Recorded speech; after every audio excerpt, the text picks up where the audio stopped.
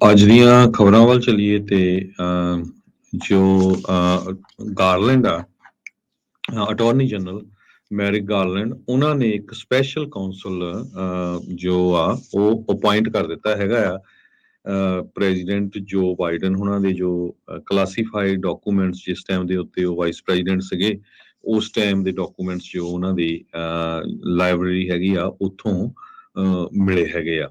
Robert ਹਾਰ ਇੱਕ time ਦੇ ਉੱਤੇ US attorney president Donald Trump ਉਹਨਾਂ ਦੇ ਸੰਬੰਧ ਦੇ ਵਿੱਚ ਇਨਵੈਸਟੀਗੇਸ਼ਨ ਕਰਨ ਲਈ ਲਾਇਆ ਗਿਆ ਸੀ। ਸੋ ਉਹਨਾਂ ਨੂੰ ਇਹ ਸਰਵਿਸਿਜ਼ ਦਿੱਤੀ ਗਈ ਹੈਗੀ ਆ।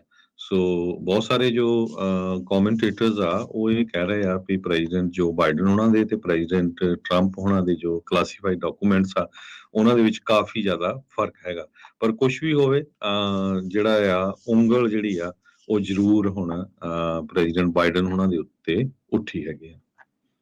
ਜੀ ਬਿਲਕੁਲ। ਸੋ ਆਪਾਂ ਜ਼ਿਕਰ ਕੱਲ੍ਹ ਹੀ ਕਰ ਰਹੇ ਸੀਗੇ ਵੀ ਜਿਹੜੇ ਰਿਪਬਲਿਕਨ ਪਾਰਟੀ ਦੇ ਨਾਲ ਸੰਬੰਧਿਤ ਜਿਹੜੇ ਲੀਡਰਸ ਆ ਉਹਨਾਂ ਨੇ ਮੰਗ ਜਿਹੜੀ ਪਹਿਲਾਂ ਹੀ ਜਿਹੜੀ ਚੱਕੀ ਸੀ। ਉਹਨਾਂ ਨੇ ਕਿਹਾ ਸੀਗਾ ਵੀ ਜੇ ਇਹ ਚੀਜ਼ ਨਹੀਂ ਹੁੰਦੀ ਤਾਂ ਫਿਰ ਇੱਕ ਵੱਡਾ ਭੇਦਭਾਵ ਜਿਹੜਾ ਉਹ ਹੋਊਗਾ।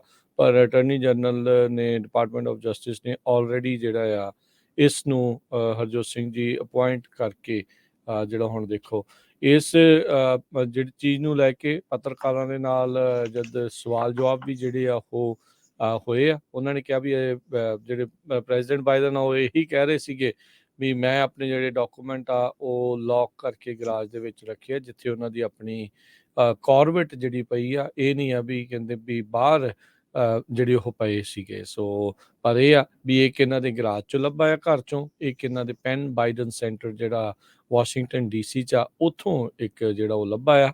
ਸੋ ਇਹ ਹੁਣ ਚੀਜ਼ ਜਿਹੜੀ ਉਹ ਸਾਹਮਣੇ ਆ। ਸੋ ਹੁਣ ਕਿਹੜੇ ਡਾਕੂਮੈਂਟ ਆ, ਕਿੰਨੀ ਕੁ ਵੱਡੀ ਟੌਪ ਸੀਕਰਟ ਕਲਾਸੀਫਾਈਡ ਡਾਕੂਮੈਂਟਸ ਦੇ ਵਿੱਚ ਆਪਾਂ ਰੀਸੈਂਟਲੀ ਵੀ ਇਹ ਸਾਹਮਣੇ ਆਈ ਸੀ ਗੱਲਾਂ, ਕੁਛ ਯੂਕਰੇਨ ਦੇ ਨਾਲ, ਈਰਾਨ ਦੇ ਨਾਲ ਤੇ ਹੋਰ ਜਿਹੜੀਆਂ ਅਹਿਮ ਚੀਜ਼ਾਂ ਦੇ ਨਾਲ ਸੰਬੰਧਿਤ ਡਾਕੂਮੈਂਟ ਸੀਗੇ। ਇਹ ਵਾਈਸ ਪ੍ਰੈਜ਼ੀਡੈਂਟ ਸੀਗੇ ਜਿਹੜੇ ਡਾਕੂਮੈਂਟਸ ਜਿਹੜੇ ਉਹ ਨਾਲ ਲੈ ਕੇ ਆਏ ਸੀਗੇ। ਸੋ ਇਹ ਹੁਣ ਚੀਜ਼ਾਂ ਜਿਹੜੀਆਂ ਹੁਣ ਅੱਗੇ ਜਿਹੜੀਆਂ ਐਬਸੋਲੂਟਲੀ ਇਹ ਇੱਕ ਪੋਲੀਟੀਕਲ ਗਰਮ ਮੁੱਦਾ ਜਿਹੜਾ ਉਹ ਬਣੇਗਾ।